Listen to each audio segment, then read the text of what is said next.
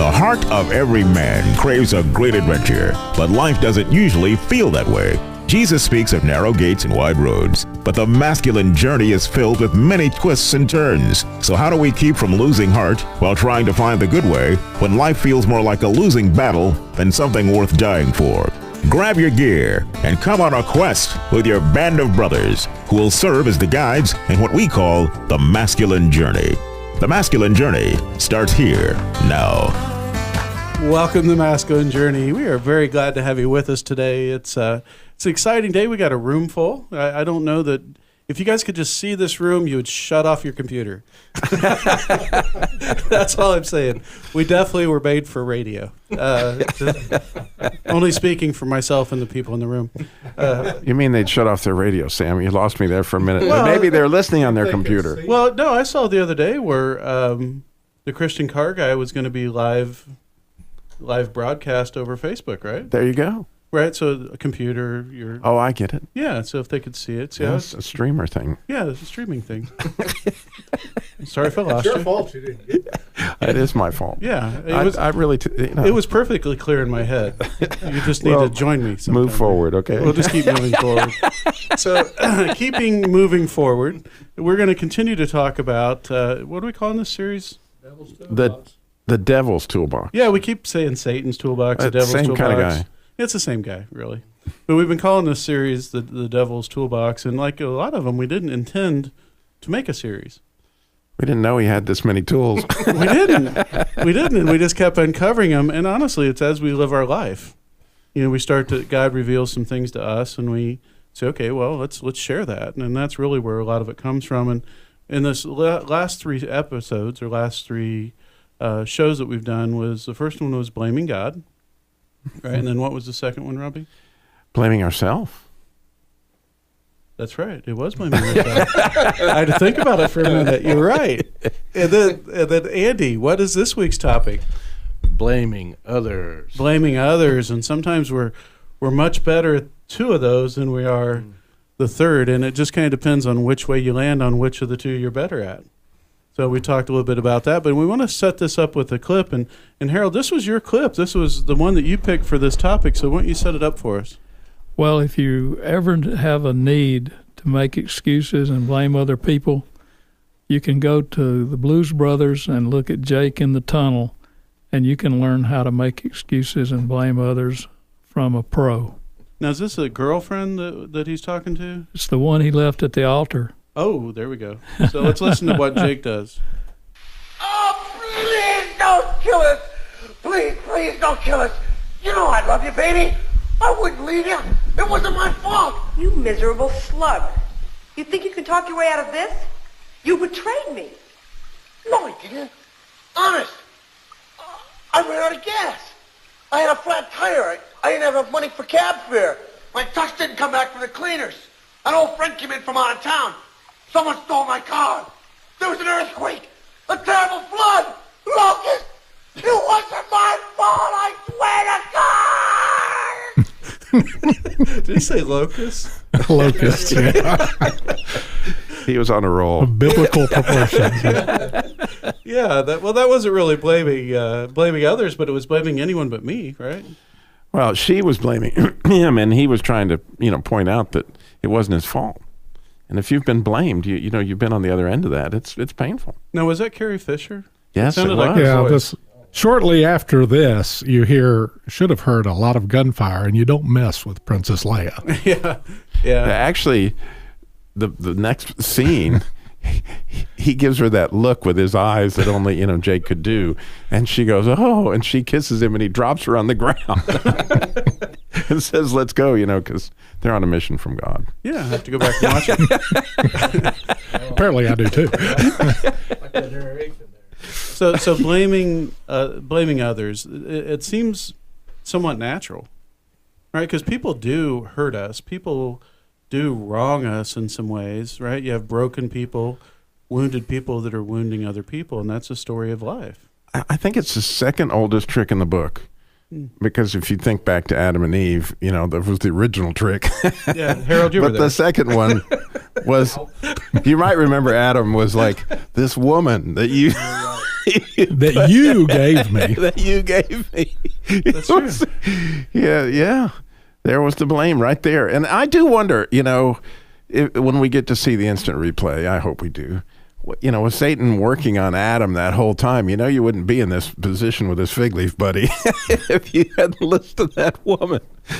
Well, and I think the thing that makes it hard is there like everything with the enemy, there's truth in what he says, right? Because if it was total lies, it was ludicrous. You just wouldn't buy into it. And to some level, even in that story, she did get tempted first. Now Adam still made his own choice, and he chose to take a bite out of the apple. But there's some even little thread of truth in it, which makes it plausible. And so when you're dealing with other people hurting you, yeah, that happens.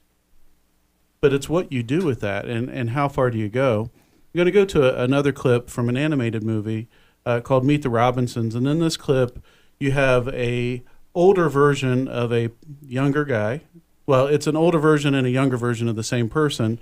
And the older version is warning the younger one to hold on to his hate, to hold on to his anger, to hold on to his blaming of others. I want you to listen to that, and we'll come back and talk about it. Everyone will tell you to let it go and move on, but don't. Instead, let it fester and boil inside of you. Take these feelings and lock them away. Let them fuel your actions. Let hate be your ally, and you will be capable of wonderfully horrid things. Heed my words, Goob. Don't let it go. Don't let it go. Now, Andy, have you ever felt that way? Have you ever felt like, I'm just not going to let this go. I'm just so angry, and I have a right to be mad. Never. I have no idea what you're talking about. Then why are you on the show this week? You see the halo around my cotton-headed... Yes, Goob. Yes, Goob. Nitty muffin head.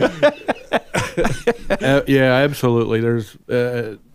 I was horrible for it for many years of just wanting to... I wanted to be right.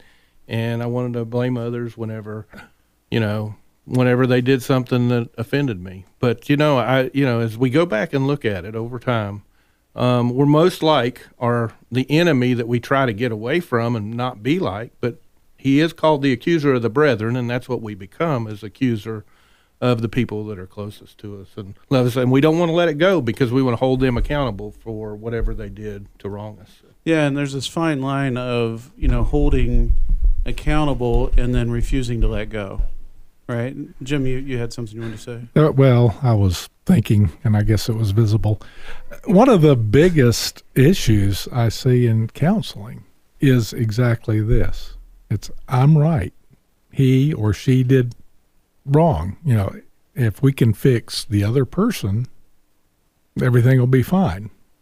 And that you can have all the counseling in the world, and if you could just pick up on this one thing, work on yourself. Because I was thinking about this. You can't fix somebody else. It ain't going to happen. So forgive them and work on you. I thought about Jesus' speck in the eye, and you kind of make a spectacle. I'm just saying, you really do. You make a spectacle of yourself when when you're focusing on that speck in your brother's eye, because chances are it's log time. Yeah, it is. It's very hard not to cross that line. You hear in the last clip that we had this person say, "No, hold on to that anger. Let it fuel you. Let it feed you." And again, there's some truth to that. There are things that are a byproduct of that anger that aren't always necessarily bad, but they don't lead to healthy places. They don't lead to healing. One of the things that I've been very bad at over the years, I'm getting a little bit better at it now, but it wasn't my fault that I arrived late. It wasn't the fact that I left home with no time, slack time in the schedule. It was the fault of those stinking red lights and that little old lady driving 15 miles an hour below the speed limit. That's why I was late. It wasn't me. I don't deserve to be criticized for being late. Good point. Our school bus. Get behind the school bus that's making a stop every couple The desire to be perfect is a hard thing to live up to. And so you find ways to make yourself perfect when you aren't. Yeah, this topic hit home for me with work this week. I had a day that I was just grumpy. I was crabby all day, which is not normally me. I know you guys can't believe that, but it's not normally how I am all day. I mean, I have periods in the day that I can be like that, but just all day long. And then I realized what was happening was I was blaming everybody else for how I was feeling. You know, there was a lot of truth in what was going on, and some people were frustrating me, and honestly, I could be frustrated at that, but I was allowing it to affect my attitude. I was allowing it to affect my demeanor, right? And I was giving those situations power over me when I continued to blame others. And as soon as I just decided at one point to say, you know what, I'm not going to do that. Those are things I got to contend with, right? And some of those people I don't really want to deal with so much, but I have to. But I can't let it control who I am and how I behave around others. And I was letting it happen. You know, and that's where God was saying, okay, I've got a big lesson for you in the midst of this, is, you know, you still let this happen to yourself, even though you can see it on a big level. You're not seeing it at these little chunks where you let this one person rob some of your joy and this person rob some of your joy, instead of getting replenished with your joy from me. I've been reading this book by Dallas Willard called Life Without Lack. And it's an interesting thing how you go places just based on the further you get from Christ. But he's talking about memorizing the 23rd Psalm so that you can keep going there, because as you realize that the sheep wouldn't have needed to lay down if they were hungry, they would be standing. Or they wouldn't be going by the still waters if they were thirsty. That when you're in and around Jesus' presence, as you begin to just really meditate on the 23rd Psalm, I'm shocked at my week this week, because I've just been having a blast meditating on the 23rd Psalm and saying, oh yeah, I'm not hungry. Oh yeah, I'm not, you know, that if I can be in his presence, then all of a sudden, you know, that log in Andy's eye is just, it's not as big a spectacle, you know. It's just I'm hungry, and it's my wife's fault because she is on a diet now. So move through it, you know, move forward, and wouldn't you? Keep moving forward. Okay. Yeah. And we'll keep moving forward into the break. But as we're getting ready to head into the break, I want to encourage you to go register for an upcoming boot camp. We have a couple of them to actually choose from. We have the one in the fall, which is our entry boot camp, which is November 1st through 4th. Yeah. And then what else do we have, Robbie? Advanced boot camp coming up August 17th, right? So the 19th. 17th through 19th. You just have to have been to 2 boot camps to come to it. So go to masculinejourneyradio.org now. Hi, this is Sam with Masculine Journey. I'm here with my son Eli. We're going to talk about ways that you can help support the ministry. One way, you can go to smile.amazon.com. There's information on our website there on how to do that. Then you can go to facebook.com, where you can click the donate button, or you can go to masculinejourneyradio.org. Once again, look for the donate button. Or if you want to mail something in, mail it to P.O. Box 550, Kernersville, North Carolina, 27285. I'm going to make you an offer you can't refuse. It's a Masculine Journey Boot Camp BOGO. Buy one, give one free. $199. What an amazing thing that would be to give somebody a gift, and what they really end up getting is their heart back. Listen to what it did for Andy. The Masculine Journey Boot Camp experience showed me I could truly hear from God, and that I could experience Him on a daily basis. Coming this fall, November 1st through the 4th, go to masculinejourneyradio.org and register today.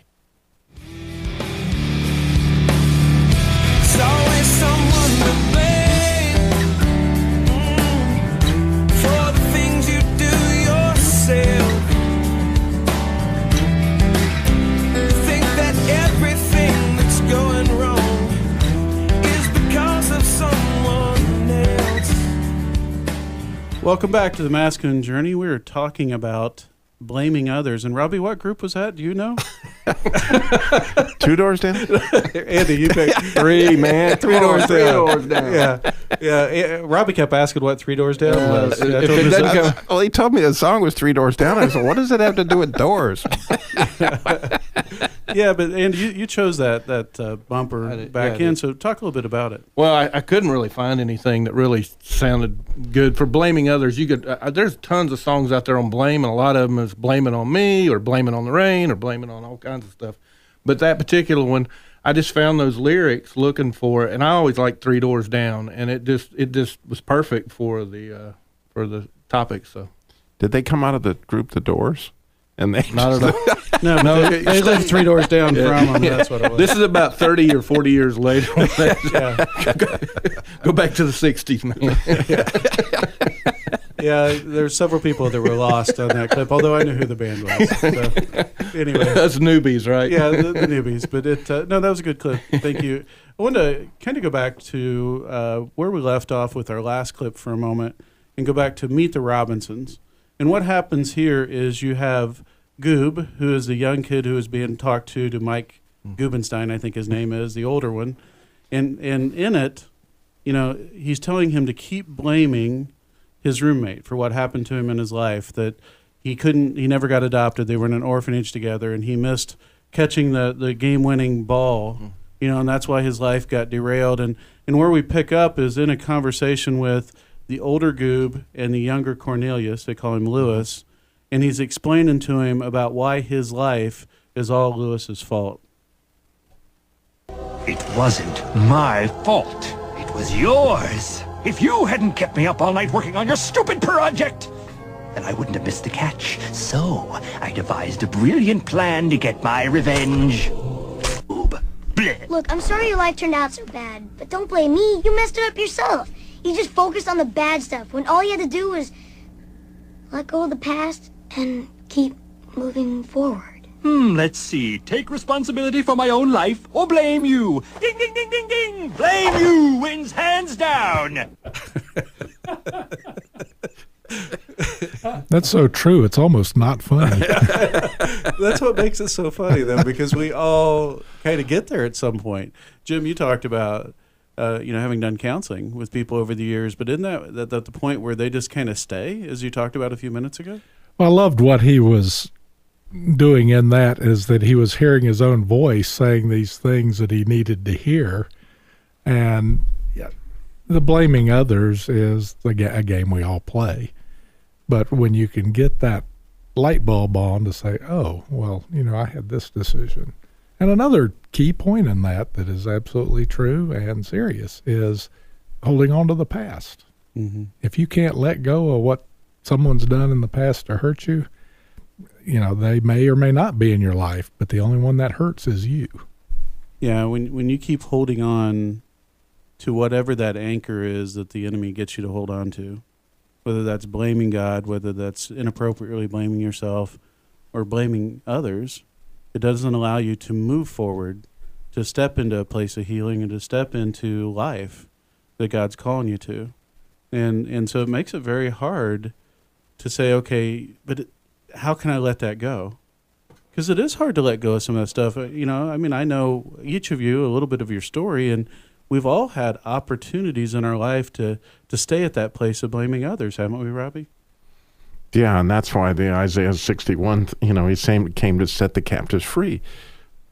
But it's really cool, like Jim said, to find that place where you can turn the light on and go, oh, that's where I've made an agreement that was someone's fault other than, and not moving past. In other words, find the agreement there in your own timeline and acknowledge I'm stuck here and ask Jesus, because usually if it's an anchor like that old Goob's dealing with there, that's going to take some serious Jesus to come in and work through that, because it's going to take some self-forgiveness inside of something you've held on to that long. Especially having a nickname like Goob.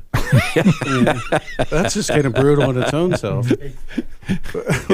Well, from a non-animated movie, Andy, I wanted you to go ahead and kind of set up this next clip, and I'll go ahead and say it. I'll be one of those people that you don't like. I didn't like this movie. And I know, Robbie, you said you didn't like it either. I didn't. And but a lot of people do like it. It is a classic movie, and so Andy, why don't you go ahead and set up it's over the top on some of its, scenes or whatever. But it's really, it's Forrest Gump. Everybody loves Forrest Gump except these guys. I don't know. I've never heard anybody that didn't like Forrest Gump. But no, I don't want.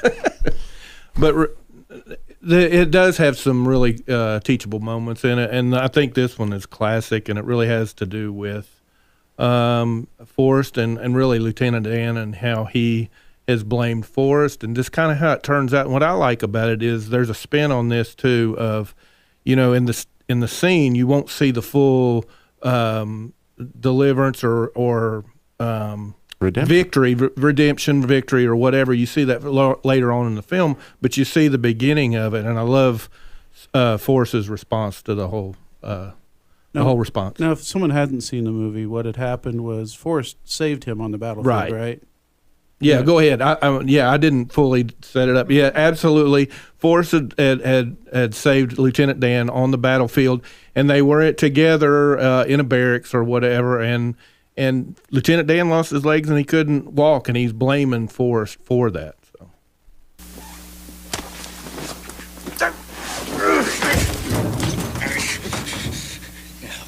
You listen to me. We all have a destiny. Nothing just happens. It's all part of a plan. I should have died out there with my men, but now I'm nothing but a cripple, a legless freak. Look at me. See that? Do you know what it's like not to be able to use your legs? Well, yes, sir, I do. Did you hear what I said? You cheated me. I had a destiny. I was supposed to die in the field with honor. That was my destiny, and you cheated me out of it.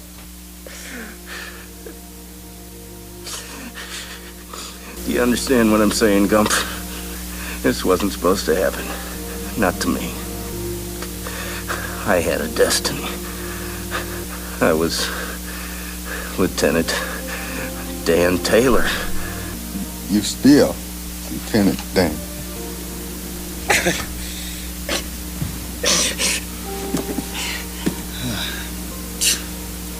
Look at me. What am I gonna do now? So what I thought was cool about that was Lieutenant Dan had lost who he was. He lost his identity, and Forrest pointed it out. But it all came back. We're talking about blame here, and Forrest was getting a lot of blame, but it was Forrest that saw beyond that and could have started blaming Lieutenant Dan or whatever, but he turned around and did a positive thing for Lieutenant Dan, saw the glory in him. And they ended up being partners on the boat and all. But what's funny, too, about it is Forrest, when he says, Lieutenant Dan says, do you know what it's like not to have the use of your legs? Well, if you haven't seen Forrest Gump, as a child, he really suffered with leg disabilities and eventually ran quite a bit or whatever. But he had polio, I think. Yeah, polio. So anyway, the whole thing is Lieutenant Dan really put a lot of blame on Forrest, but Forrest didn't receive it. He, and he turned around and did something good and helped Lieutenant Dan get out of that blame game. I actually did, and even though I didn't care for the movie that much, I did like the part of that clip where, he reminds him that in my eyes, it didn't change anything.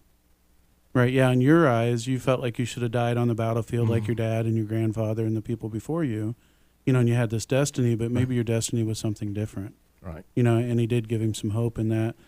Now, guys, I want you to kind of, if you will, just kind of share from your life, if you will, just some of the opportunities that you've had or times that you've gotten stuck blaming other people.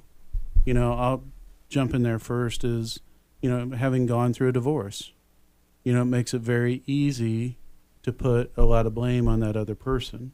And, in talking with people that's gone through divorce, you can kind of almost tell where they are in the healing process by how much they still blame the other person versus how much they kind of just say, this is what happened and take some of their ownership. And, I lived in that place of blame for a long time, and it just wasn't a healthy place. And I couldn't, as I said, step into some healing until God pulled me out of that place and said, okay, yeah, let's recognize the things that she did wrong, but there's obviously things that you did wrong too. And let's go work on those things. And then that's where the healing for me started to occur. Anyone else? Bueller? He looked at me like, well, yeah, we had the theft at the dealership with Frankie, and she took, millions of dollars that were, I thought, there, and it radically changed my wife's life, all our lives. My kids, we lost everything. And the healing process through that was absolutely remarkable from my standpoint, that God kept showing up in prayer for me, showing me that those things that you'd attached yourself to, really, I was disrupting your life here. This is, this is something I'm working on, and it's going to end up being good for all of you. And it really, really has in so many different ways. I can't even imagine my life if I was still in the middle of what that was compared to where God brought me. But at the time, it was pretty easy to go, oh yeah, here we go, here it is. But you can't live there. Yeah, my story's similar to Sam. Broken relationship, and I did stay there for years. It's been like 7 years now. In the first probably 3.5, 4, there was a lot of bitterness, a lot of blame. I immediately started working on myself and trying to improve, and realized I'd played a part in it, but it was still their issue, and all, and similar to both Sam and Robbie, I've just continued to press into God, and I've realized that He was in all this. He didn't cause it in any way, but He was there to take that disruption and draw me closer to Him, and I praise Him for it. Yeah, I think that's the key, Andy, is what do you do? What do you do when somebody's hurt you? Yeah, there's this tendency to blame, and there's some of that of holding accountability is appropriate, but what do you do with your own heart? Do you leave it there? Do you hold on to it? Or do you give it to God and say, God, what can you do with this? What can I learn from it? How can you help me grow? And I will say, no matter what I've been through, when I turn it over to God, I'm a lot healthier person coming out of the backside, and I'm grateful for that. Go to masculinejourneyradio.org to register for the boot camp coming up in November. Or if you've been to 2 other boot camps already, go for the August one.